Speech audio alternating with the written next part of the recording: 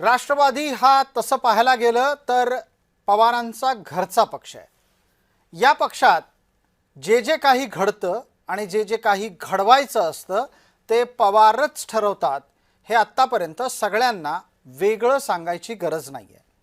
पण गेल्या जवळपास 3 वर्षांमध्ये अशा काही घटना घडल्या आहेत की राष्ट्रवादीत इतरही कुणी काही घडवू शकतं अशी दाट शक्यता अनेकांना वाटायला लागली।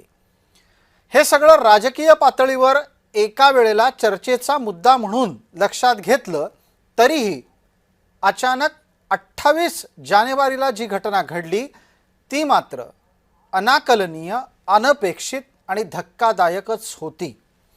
त्या दिवसापासून आजच्या दिवसापर्यंतचा राष्ट्रवादीचा प्रवास हा अनेक अडथळ्यांची शर्यत पार करत पुढे निघालेल्या पक्षाचा प्रवास आहे असं म्हटलं तर वावगं ठरणार नाही। आज राष्ट्रवादीचा स्थापना दिवस आहे।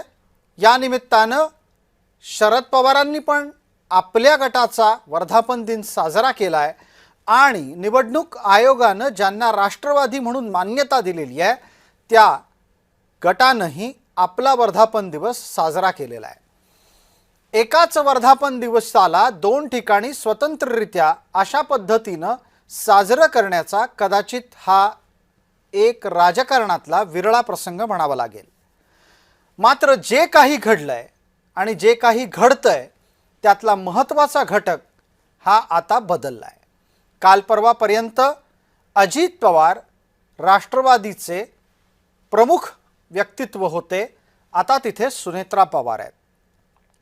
राष्ट्रवादी अजित पवारांच्या शिवाय एक एक पाऊल टाकत असताना ती लहान मूल जसं जसं अडखळत पुढे जातं तशीच ती जातीये।